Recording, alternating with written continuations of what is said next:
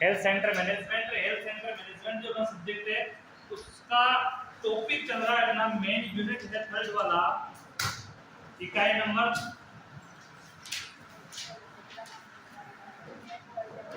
Unit third को बोलेंगे अपन coordination. क्या बोलेंगे?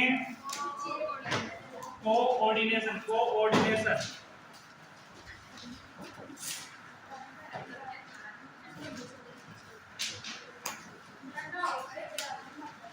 कोऑर्डिनेशन को हिंदी में बोलते हैं समन्वयन।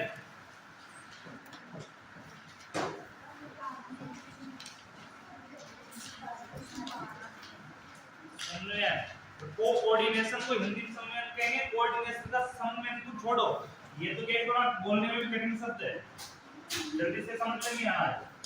आप कोऑर्डिनेशन को समझो, डायरेक्ट इंग्लिश को समझो कोऑर्डिनेशन को। कोऑर्डिनेशन का मतलब क्या होता है?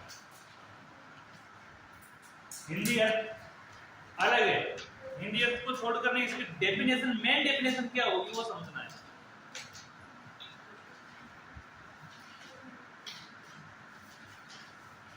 जल्दी से हेडिंग लगा लो, मैं रुकने वाला नहीं हूं।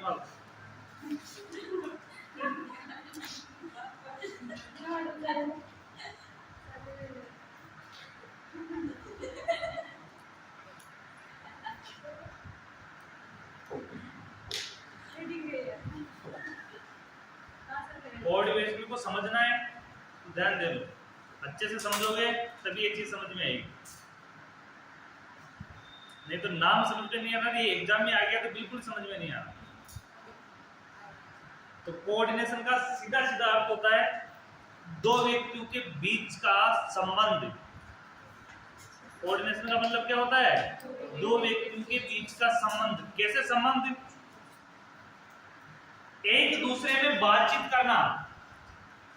बातचीत करने के लिए जैसे बात करते हैं अपन एक टीम की, कोई भी काम करने के लिए 5 व्यक्तियों की टीम है, तो 5 व्यक्तियों की टीम है तो उनके बीच में क्या होना जरूरी है? एक संबंध होना जरूरी है। उनके पांचों के बीच में क्या होना जरूरी है? एक संबंध होना, एक तालमेल होना जरूरी है। और वो तालमेल को अपन इंग्लिश में क्या बोलेंगे? कोऑर्डिनेशन। ये पांचों व्यक्ति जो बात करेंगे तो एक ही मुद्दे पे बात करेंगे। जो 5 व्यक्ति एक साथ बैठे हैं वो बात करेंगे तो किस पे बात करेंगे? एक ही मुद्दे पे, एक ही बात के ऊपर चर्चा करेंगे। इसका मतलब क्या है? उनका कोऑर्डिनेशन एक है। उनका कोऑर्डिनेशन क्या है? बना हुआ एक ही बात कर रहे हैं। अब उसमें एक व्यक्ति अलग बात करता है तो दूसरा व्यक्ति अलग बात करता है, तीसरा व्यक्ति तीसरी बात करता है, यानी प्रत्येक व्यक्ति अलग अलग बात करते हैं। तो पांचों व्यक्ति क्या हो गए? अलग अलग हो गए। जब पांचों व्यक्ति अलग अलग हो गए तो उसके नीचे क्या नहीं है? समन्वय नहीं है, उनके बीच में कोऑर्डिनेशन नहीं है, उनमें एकता नहीं है। वो अलग अलग मुद्दे उठा रहे हैं, अलग अलग बात में भाषा कर रहे हैं, अलग अलग चीज पे बोल रहे हैं, तो वो कोऑर्डिनेशन नहीं है। कोऑर्डिनेशन का मतलब क्या है? वो सारे मिलके एक ही टॉपिक पे चर्चा करें, सारे मिलके एक ही टॉपिक में चर्चा करें, तब जाके क्या बनेगा? कोऑर्डिनेशन बनेगा। क्या बनेगा? कोऑर्डिनेशन बनेगा। अब विशेष तौर पे ध्यान देना कि आपकी क्लास के अंदर बहुत सारे स्टूडेंट हैं, प्रत्येक स्टूडेंट का किसी न किसी के साथ कोऑर्डिनेशन है, यानी एक दूसरे स्टूडेंट के साथ कोऑर्डिनेशन है। आपकी क्लास में बहुत से ऐसे स्टूडेंट हैं जिसने बहुत से स्टूडेंट से कभी बात ही नहीं की होगी, आते रोज है लेकिन कभी बात नहीं की होगी, क्योंकि उनके बीच में कोई कोऑर्डिनेशन नहीं है। यानी कि उनके 2 फ्रेंड है तो वो अधिकतर वो दोनों एक दूसरे से बात करते थे, इससे उसको कोई मतलब नहीं है, क्योंकि और से उनका संबंध नहीं है, और से उनका कोई कोऑर्डिनेशन नहीं है। जिनसे उनका कोऑर्डिनेशन है उनसे उन्होंने फ्रेंड बना रखा है। कोऑर्डिनेशन किस आधार पे बना रखा है? एक फ्रेंड के आधार पे। किसके आधार पे? एक दोस्त के आधार पे। तो वो सबसे पहले वो क्लास में भी आएगी स्टूडेंट, तो आते पहले सबसे पहले उसकी निगाह उसी पे जाएगी, वो आया नहीं आया। दूसरी कंडीशन उनका 90% चांसेस ये होगा कि उसके साथ ही वो बैठे, दिन भर थारी मारी करे। सबसे पहला संबंध ये होगा कि वो गेट पे घुसते वो ये चीज देख लेगी कि वो कहाँ बैठी है, क्योंकि कोऑर्डिनेशन और से मिलती नहीं है। जिससे जो मिलता है उसी पे बात करेंगे। जो बात करेंगे उसके बाद उनकी सोच ये होती है कि आज ये टॉपिक जो दिन भर के कलेक्ट करके लाए उन पे चर्चा करनी है। वो क्लास के बीच में हो तो ठीक है, क्लास से अलग हो तो ठीक, चर्चा उसी मुद्दे पे होनी है। उस चीज को बोलते हैं कोऑर्डिनेशन। उसी को क्या बोलेंगे? कोऑर्डिनेशन। समझ में आया कोऑर्डिनेशन क्या होता है? कोऑर्डिनेशन की डेफिनेशन ऐसे लगा उसमें डेफिनेशन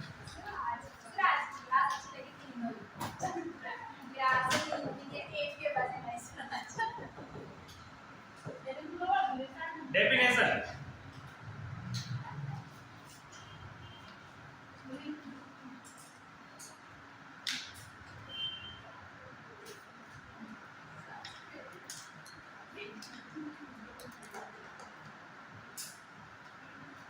अब कोऑर्डिनेशन की डेफिनेशन भी बहुत सारे अलग अलग व्यक्तियों ने, अलग अलग कमेटियों ने, अलग अलग समुदायों ने अलग अलग दी हुई है। ऐसा नहीं कि इसकी सारी डेफिनेशन एक ही है। सब व्यक्तियों ने कोऑर्डिनेशन को अलग अलग तौर तरीके से समझाया है, अलग अलग सिस्टम से समझाया है। कौन कौन से सिस्टम से समझाया गया है वो चीज देखना। सबसे पहले डेफिनेशन लिखना, नॉर्मल डेफिनेशन है। सबसे पहले नंबर 1 डेफिनेशन, उस पे लिखना कि कोऑर्डिनेशन एक ऐसी प्रक्रिया है, कोऑर्डिनेशन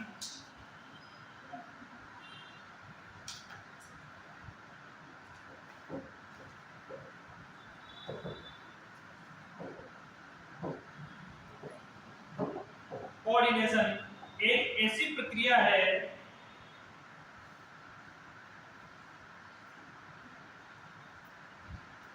जिसके द्वारा व्यक्तिगत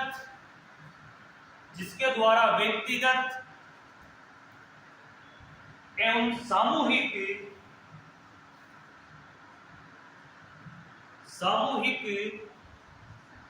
प्रयासों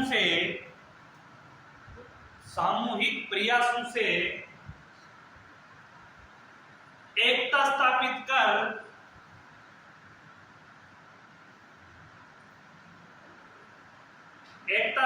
कर टीम की भावना स्थापित करना है।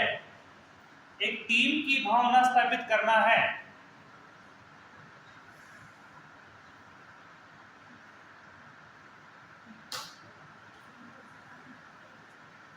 वापस समझना, कोऑर्डिनेशन एक इस प्रक्रिया है जो व्यक्तिगत यानी खुद की, एक सामूहिक, खुद की और सामूहिक यानी समूह की, इन दोनों के बीच में एकता स्थापित कर, क्या स्थापित कर, एकता स्थापित कर क्या करना है, टीम की भावना जागृत करना है, ये जगाना है। टीम की भावना, टीम का मतलब क्या होता है?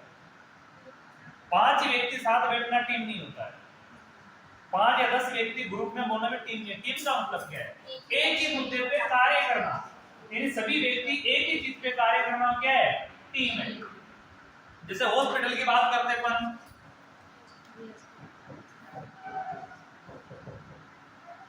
हॉस्पिटल में जो टीम होगी वो सारी टीम किसके ऊपर काम करेगी? हेल्थ के ऊपर। किसके ऊपर काम करेगी? हेल्थ के ऊपर काम करेगी, यानी स्वास्थ्य के ऊपर काम करेगी। वो किसी कंडीशन में स्वास्थ्य को बिगाड़ने का काम नहीं करेगी। क्या काम करेगी?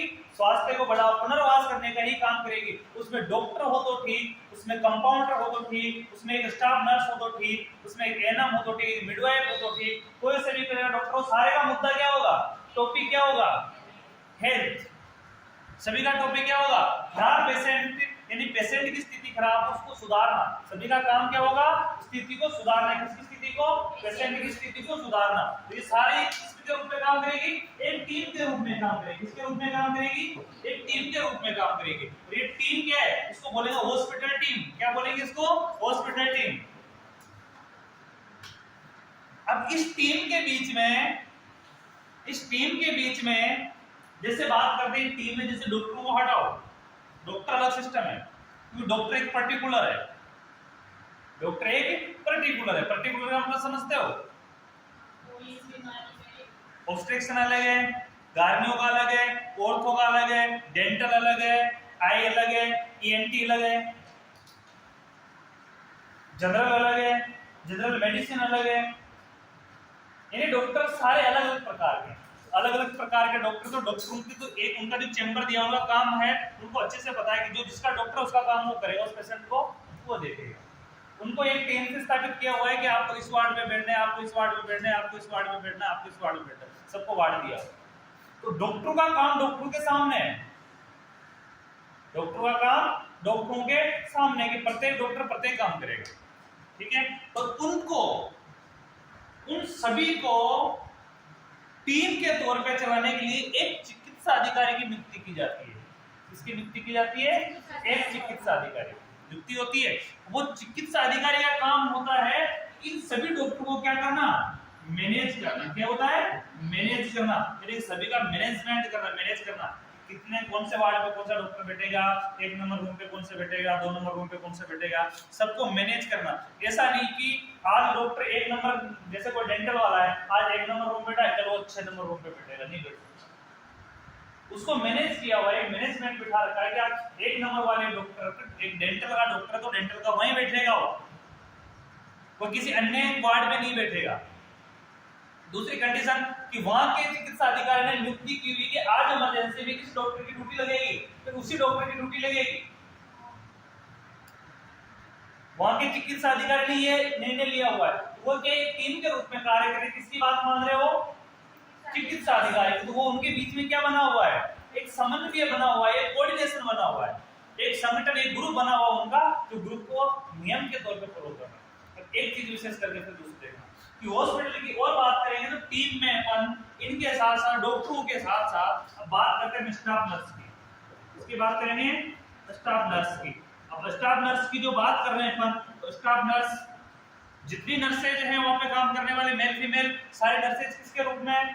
स्टाफ नर्स के रूप में। अब स्टाफ नर्स के रूप में तो वहां का सीएमएचओ जो भी है अधिकारी उनका, वो उनकी ड्यूटियां मैनेज करेगा। वो क्या करेगा? ड्यूटियां। अब ड्यूटी मैनेज करेगा तो कैसे लगाएगा ड्यूटी? उसको पता है कि जैसे फीमेल वार्ड, जैसे फीमेल वार्ड है तो फीमेल वार्ड में 2 जने लगेंगे और उनकी नियुक्ति होती है कि ये लगेंगे, नाइट को ये काम करेंगे, डे को ये काम करेंगे। उसने सभी की अलग अलग वार्ड, मेल में, फीमेल में, न्यूनेटल में, सारे वार्ड में अलग अलग ड्यूटियां डिवाइडेड करती है। अब डिवाइडेड करने के बाद एक नर्स का ऑब्जेक्शन हो कि नहीं मैं मेल वार्ड में काम नहीं करूंगा, एक का होगी कि मैं तो किसी वार्ड में काम ही नहीं करूंगा, एक का कि मैं इमरजेंसी में रुकूंगा, ऐसा हो तो उनके बीच में कोऑर्डिनेशन हो सकता है? हो सकता है। या तो उसको रेस्ट्रिकेट कर दिया जाएगा या हमेशा तो थोड़ा करते रहेगा, अच्छे से काम नहीं करेगा तो उनको क्या है, वो बात नहीं मानेगा, यदि किसी प्रकार का अनबन रहेगा तो वो काम एक कोऑर्डिनेशन में है नहीं है। अगर कोऑर्डिनेशन में तो उनको टीम की भावना जागृत करनी पड़ेगी। तो टीम की ऐसी भावना कि अपने मुखिया पे अंधा विश्वास करना। टीम की भावना क्या काम करती है? अपने मुखिया पे अंधे के समान विश्वास करना। अंधे के समान यानी आंख बंद कर विश्वास करना, वो कुछ भी कह रहा है तो अपने को उसको फॉलो करना है। जैसे आर्मी है, अनुशासन की भावना करे, कोऑर्डिनेशन की भावना करे तो आर्मी सबसे बेस्ट है। आर्मी जहां उदाहरण में आ जाती है वो किसी का उदाहरण लेने की जरूरत ही नहीं होती। आर्मी का जो मुखिया है, ब्रिगेडियर, जनरल, कर्नल, जो भी उनका मुखिया होता है, कैप्टन, हर टीम के अलग अलग मुखिया है, हर पोस्ट में अलग अलग है। तो उनका जो मुखिया है अगर आर्मी वालों को कह देता है कि धूप में खड़े रहो और नंगे पैर खड़े रहो, उनका अब पूरी टीम को बोल देता है, जितने उसके 100 अंडर में काम कर रहे हैं, 100 सैनिक या 200 काम करे या 50 काम करे, वो सभी को बोल देता है कि धूप में बिना चप्पल के खड़े रहो। किसी का क्रॉस क्वेश्चन ये नहीं होता कि धूप में नंगे पैर क्यों खड़े, किसी का क्रॉस क्वेश्चन नहीं होता क्योंकि उनको अंधा विश्वास है अपने सीनियर के ऊपर कि वो खड़ा कर रहा है, उसका कुछ ना कुछ रीजन रहा होगा, इसलिए वो कोई क्रॉस क्वेश्चन नहीं होता है। इतना अनुशासन है। उनके बीच में क्या बना हुआ है? कोऑर्डिनेशन बना हुआ है। अगर कोऑर्डिनेशन नहीं होता तो एक को नहीं मैं तो खड़ा ही नहीं रहूंगा, दूसरा इधर दौड़ रहा होता, तीसरा इधर दौड़ रहा होता, तो 100 व्यक्ति को अकेला कलेक्ट कर सकता था, वो कलेक्ट कर सकता था। एक व्यक्ति 100 व्यक्ति को कंट्रोल कर सकता था कि सारे अलग अलग भागते। लेकिन क्यों? क्योंकि उनमें टीम की भावना है, एक दूसरे का जुड़ाव है, कोऑर्डिनेशन है, एक समन्वय बना हुआ है उसके अंदर। जिससे एक कोई आवाज लगाता, हल्की सी आवाज लगाता है, इसमें 5 एक पल भर में व्यक्ति लाइन में खड़े हो जाते हैं। वो सिर्फ अटेंशन का नाम लेता है, इसके अंदर व्यक्ति सावधान पोजीशन में खड़े हो जाते हैं। क्यों? क्योंकि उनके बीच में कोऑर्डिनेशन है। तो कोऑर्डिनेशन की भावना बहुत अच्छी होती है, बहुत विशेष प्रकार की भावना है। तो यह कोऑर्डिनेशन किस प्रकार टीम में होता है, तो वही चीज आप देखेंगे। पहली डेफिनेशन अपनी कंप्लीट होगी, सामूहिक प्रयासों में एकता स्थापित करना और टीम की भावना को क्या करना? स्थापित करना, एक टीम के रूप में उसको स्थापित करना। सेकंड लिखना, हेनरी फेयल के अनुसार सेकंड डेफिनेशन लिखना, हेनरी फेयल के अनुसार, हेनरी फेयल एक साइंटिस्ट है।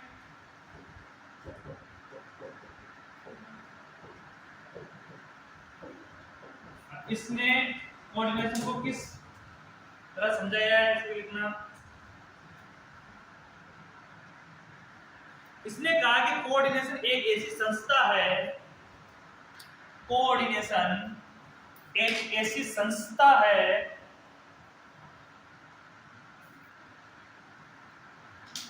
कोऑर्डिनेशन एक ऐसी संस्था है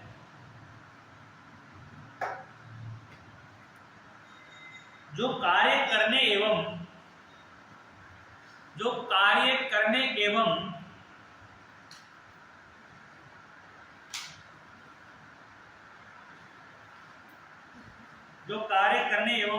उसकी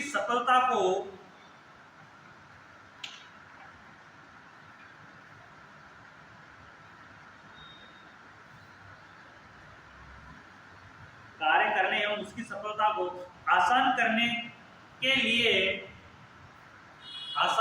के लिए सभी क्रियाओं को सुव्यवस्थित करती है, सभी क्रियाओं को सुव्यवस्थित करती है।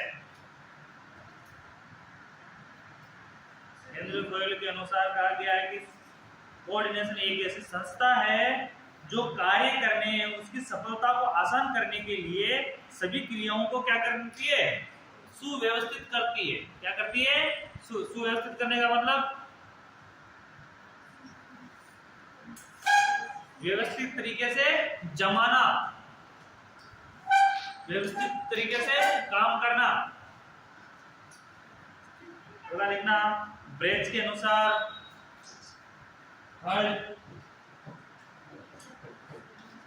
ब्रेच के अनुसार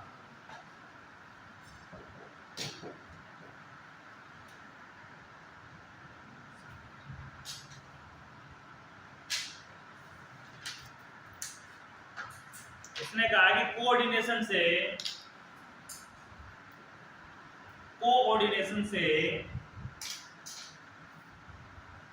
टीम भावना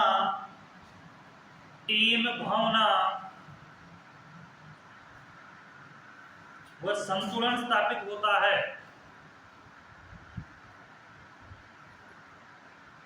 कोऑर्डिनेशन से टीम भावना वह संतुलन स्थापित होता है।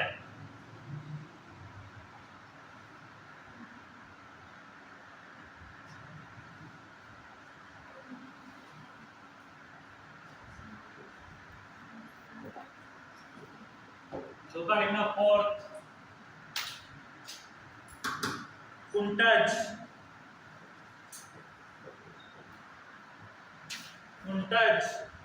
व ओडोनल के अनुसार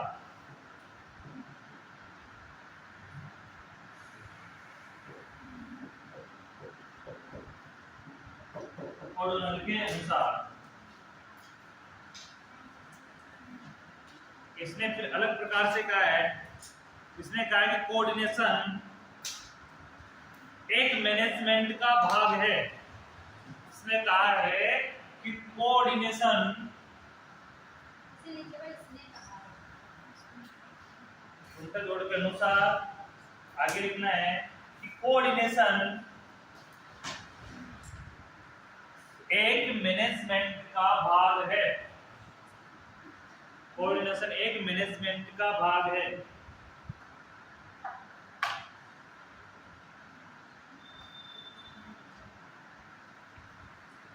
जो समूह के लक्ष्यों को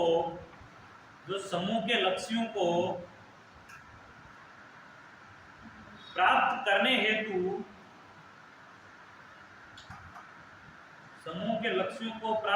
हेतु व्यक्तिगत और सामूहिक प्रयासों में एकरूपता स्थापित करता है। व्यक्तिगत और सामूहिक प्रयासों में एकरूपता स्थापित करता है। एक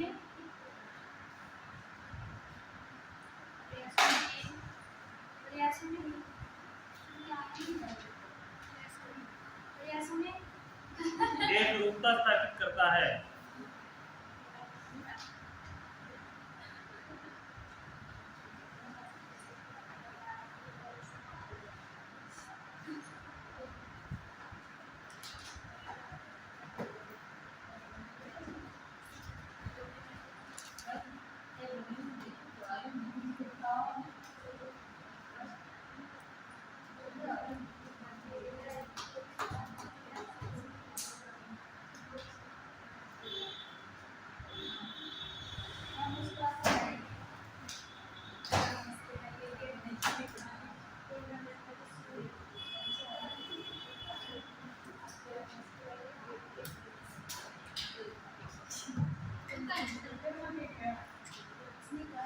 अगली हेडिंग लगाओ, एसेंशियल एलिमेंट्स फॉर कोऑर्डिनेशन। समन्वय हेतु आवश्यक तत्व है।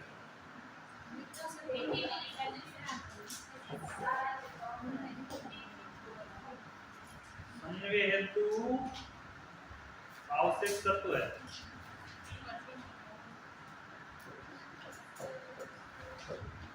सेंट्रल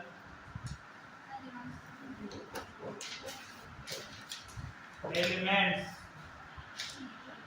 और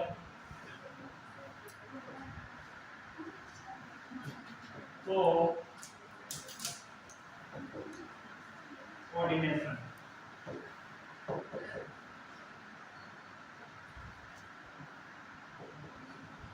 central elements for coordination. First लिखना है, इसका हिंदी अर्थ लिखना, समन्वय हेतु आवश्यक तत्व है। समन्वय हेतु आवश्यक तत्व है। इसका पहला तत्व है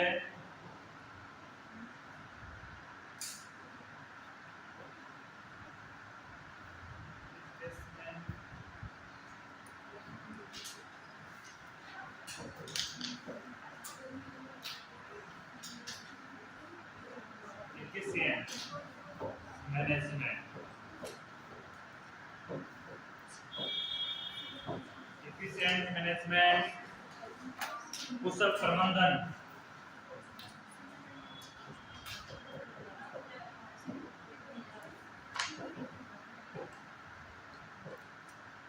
कुशल प्रबंधन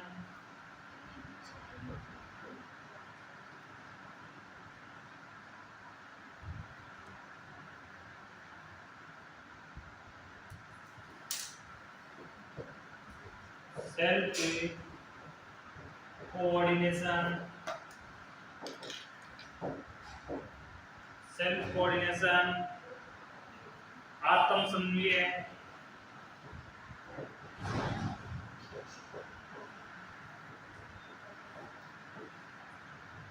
आत्म समन्वय,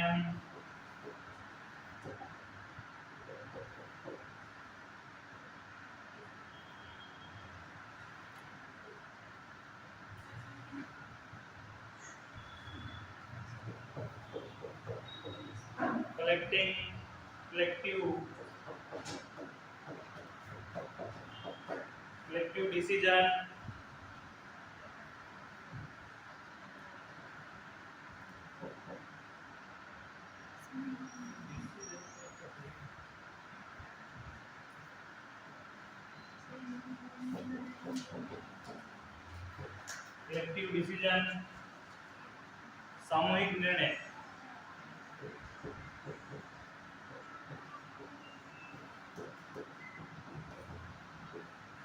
सामूहिक निर्णय,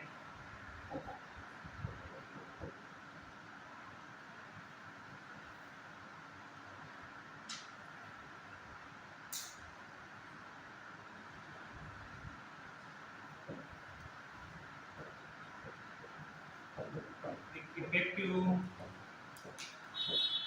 कम्युनिकेशन,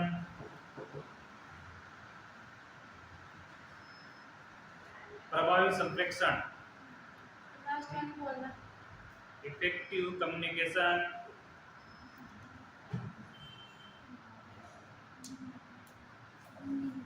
प्रभावी संप्रेषण, संप्रेषण, प्रभावी संप्रेषण। आगे लिखना clear action plan, clear action plan, स्पष्ट कार्रवाई योजना। हिंदी लिख सकते हैं उसकी स्पष्ट कार्यवाही योजना, स्पष्ट कार्यवाही योजना,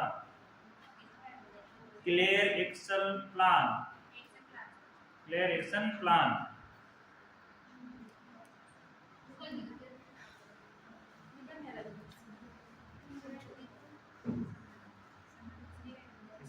हिंदी लिख लो आप तो स्पष्ट कार्रवाई योजना। आगे लिखना संगठित संगठन, संगठित संगठन, संगठित संगठन,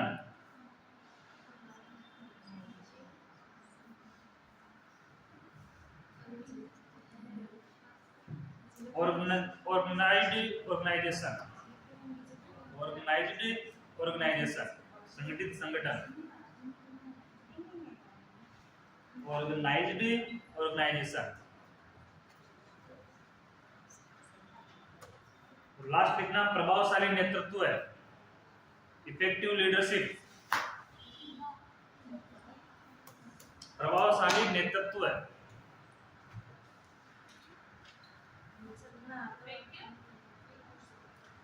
इफेक्टिव लीडरशिप।